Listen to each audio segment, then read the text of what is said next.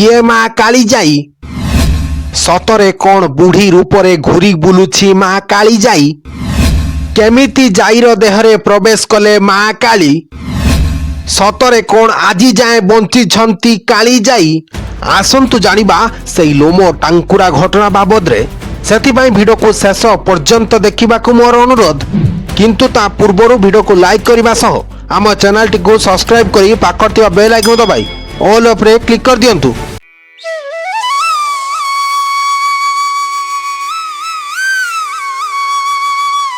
ଗଞ୍ଜାମ ଜିଲ୍ଲାରେ ବାଣପୁର ନାମକ ଗ୍ରାମରେ ଏକ ଗରିବ ପରିବାରରେ ଜାଇ ନାମକ ଏକ ଝିଅ ଜନ୍ମ ନେଲେ।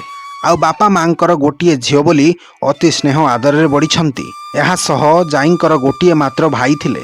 ସେ ଦୁହେଁ ଏକା ସାଙ୍ଗରେ ଖେଳିବା, ବୁଲିବା ଏବଂ ପଢ଼ିବାରେ ସମୟ ବିତାଉଥିଲେ।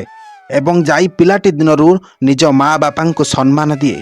ତେବେ ଦୁନିଆର ସମସ୍ତ ସୁଖ ଗାଁରେ ହିଁ ଥାଏ। ସେ ଗାଁର ସମସ୍ତ ସୁଖ ଜାଇଙ୍କର ମା ବାପା ତାଙ୍କୁ ଦେଲେ।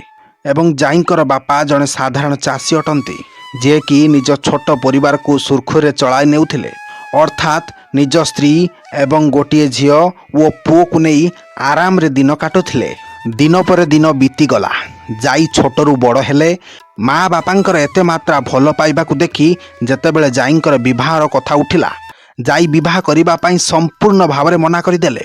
ଦୂର ଦୂରାନ୍ତରୁ ଅନେକ ପ୍ରସ୍ତାବ ଆସିଥିଲା, ଆଉ ସବୁତକ ଭାଙ୍ଗିଦେଲେ ଜାଇ। ଏହାପରେ ଦିନେ ରାତିରେ ଜାଇଙ୍କ ବାପା ଜାଇକୁ ଡାକି କହିଲେ, ଝିଅ ଜନ୍ମ ପର ଘରକୁ, ଯେହେତୁ ତୁ ଝିଅ ଜନ୍ମ ନେଇଛୁ ତତେ ଦିନେ ନା ଦିନେ ପର ଘରକୁ ଯିବାକୁ ପଡ଼ିବ।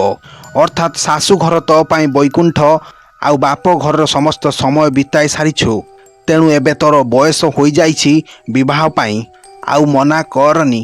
ସେତେବେଳେ ଜାଇଙ୍କୁ ବୟସ ହୋଇଥିଲା 17 ବର୍ଷ। ସେତେବେଳେ 17 ବର୍ଷରେ ଝିଅମାନଙ୍କୁ ବିବାହ କରିବାକୁ ପଡ଼ୁଥିଲା। ଏହାପରେ କିଛି ଦିନ ଗଲା। ବାଣପୁରର ପାଖ ଅଞ୍ଚଳର ବାରିକୁଦାର ଜଣେ ପ୍ରସ୍ତାବ ନେଇ ଜଣେ ନିଜ ପୁଅକୁ ନେଇ ଆସିଲେ।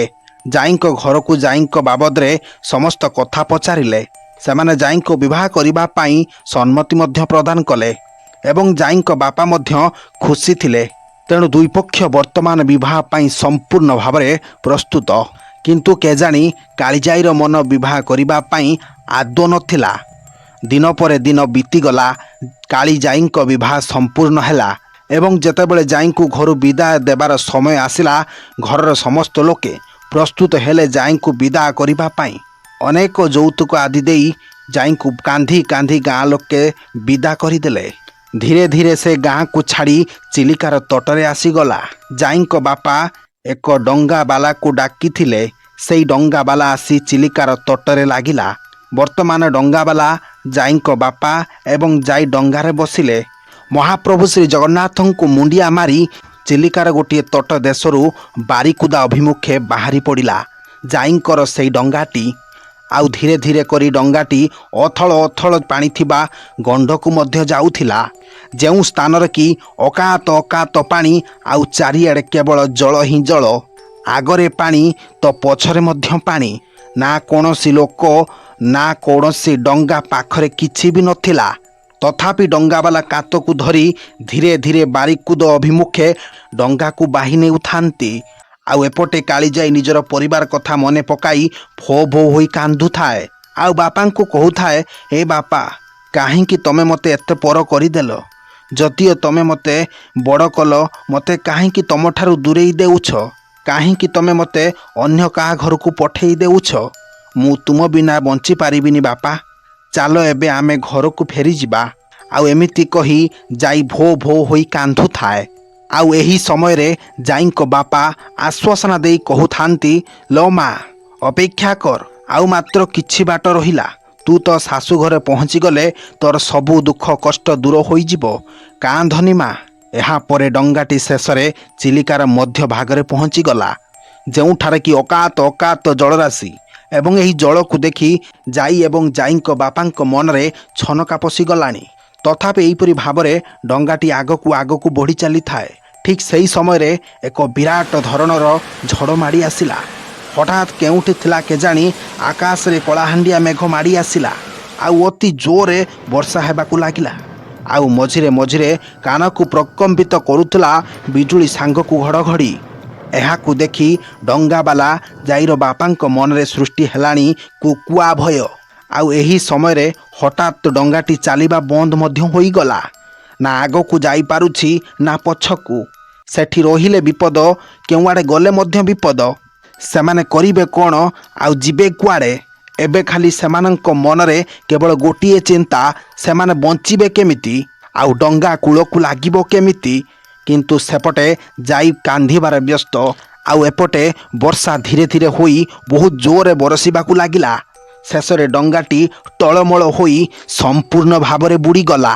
ଆଉ ସେଇ ଚିଲିକାର ଗଣ୍ଡରେ ଜାଇର ବାପା ଡଙ୍ଗାବାଲା ଆଉ ଜାଇ ପାଣିରେ ପଡ଼ିଗଲେ। ହେଲେ ସବୁଠାରୁ ବଡ଼ କଥା ହେଉଛି ଜାଇର ବାପା ଡଙ୍ଗାବାଲାଙ୍କୁ ବେଶ ଭଲ ଭାବରେ ଜଣାଥିଲା ପହଁରା, କିନ୍ତୁ ସେପଟେ ଜାଇଙ୍କୁ ଆଦୌ ପହଁରିବା ଆସୁନଥାଏ। ସେ ଅବା କରିବେ କ'ଣ ଆଉ ସେ କୂଳକୁ ଯିବେ କେମିତି?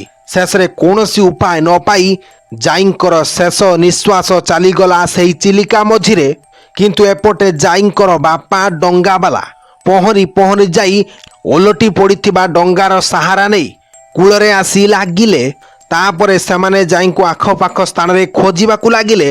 ହେଲେ ଚିଲିକାର ଅକାତ ଅକାତ ପାଣିରେ ଜାଇ ଆଉ ମିଳିବେ କେମିତି? ଆଉ ଶେଷରେ ସେମାନେ ଆଉ ଜାଇକୁ ପାଇଲେ ନାହିଁ। ଜାଇଙ୍କ ବାପା ନିଜ ଗାଁକୁ ଫେରିଆସି ଏସବୁ ଘଟଣା ବାବଦରେ ଗୋଟି ଗୋଟି କରି କହିଲେ ନିଜ ପରିବାର ଆଉ ନିଜ ଗାଁ ଲୋକଙ୍କ ପାଖରେ। ଆଉ ଏହା ଶୁଣି ଗାଁ ଲୋକେ ଆଉ ପରିବାର ଲୋକେ ଭୋ ଭୋ ହୋଇ କାନ୍ଦିଲେ। ଆଉ ଦିନ ପରେ ଦିନ ବିତିଗଲା। ଜାଇଙ୍କ ନାଁ ନିଜ ଗାଁ ଆଉ ପରିବାରରୁ ଲିଭିଗଲା। ଆଉ ସେପଟେ ଗୋଟିଏ ଟାପୁରେ ଜାଇର ଆତ୍ମା ଚିତ୍କାର କରି କହୁଥାଏ, ହେ ବାପା ମୋତେ ବଞ୍ଚାଅ, ହେ ମା ମୋତେ ବଞ୍ଚାଅ। ହେଲେ ଦୁଃଖର ବିଷୟ, ସେତେବେଳେ ଜାଇ ଆଉ ନଥାଏ। ଖାଲି ଜାଇର ଆତ୍ମା ଚିତ୍କାର କରି ଡାକୁଥାଏ। ହେଲେ ଏହି ଚିତ୍କାର କାହାରି ପାଖରେ ପହଞ୍ଚି ପାରୁନଥାଏ। ଶେଷରେ ଚିଲିକାର ବାସ କରୁଥିବା ଦେବୀ ମା କାଳୀଙ୍କ କାନରେ ପଡ଼ିଲା ଏହି ଚିତ୍କାର। ଆଉ ଠିକ୍ ସେହି ସମୟରେ ମା କାଳୀ ଜାଇଙ୍କ ଦେହରେ ପ୍ରବେଶ କଲେ। ଆଉ ସେଇ ଦିନଠାରୁ ତାଙ୍କ ନାଁ ମା କାଳୀ ଜାଇ ରଖାଗଲା। ଏକଥା ଆମେ କହୁନୁ ଆଜ୍ଞା, ଏକଥା ମାଛ ଧରିବାକୁ ଯାଇଥିବା କିଛି ଧୀବରମାନେ ଆସି ଏମିତି ହିଁ କିଛି କହିଛନ୍ତି। ଅର୍ଥାତ୍ ସେମାନଙ୍କ କହିବା ଅନୁଯାୟୀ ଚିଲିକା ମଝିରେ ଥିବା ଗୋଟିଏ ଟାପୁ ଉପରେ ଛିଡ଼ା ହୋଇ କିଏ କେଜାଣି ଗୋଟିଏ ଝିଅ କାନ୍ଦି କାନ୍ଦି ବାପା ବଞ୍ଚାଅ, ମା ବଞ୍ଚାଅ ବୋଲି କହି ଚାଲିଥାଏ ବୋଲି ଶୁଣିବାକୁ ପାଇଲେ କିଛି ଧୀବର। ହେଲେ ସେ ଟାପୁରେ କେହି ବି ନଥିଲେ। ଆଉ ତାପରେ ଧୀବରମାନେ ଅନୁମାନ କଲେ କି ସେ ଆଉ କେହି ନୁହେଁ, ସେ ହେଉଛି ଜାଇର ଆତ୍ମା, ଯାହାକି ଆଜିକା ଦିନରେ କିଛି ଲୋକ ଦେଖିଛନ୍ତି କି ମା କାଳିଜାଇ ବୁଢ଼ୀ ରୂପରେ ଘୁରି ବୁଲୁଛି ଚିଲିକା ମଝିରେ। ଯାହାକି ଆଜିକା ଦିନରେ ମା କାଳିଜାଇ କହିଲେ ସାରା ବିଶ୍ୱ ଜାଣେ। ତେବେ ଦର୍ଶକ ବନ୍ଧୁ, ମା କାଳିଜାଇଙ୍କ ଲୋମ ଟାଙ୍କୁରା ଘଟଣା ଶୁଣିବା ପରେ ଆପଣଙ୍କୁ କେମିତି ଲାଗିଲା ଆମକୁ ନିଶ୍ଚୟ କମେଣ୍ଟ ମାଧ୍ୟମରେ ଜଣାଇବେ। Bureau report, Odisha news.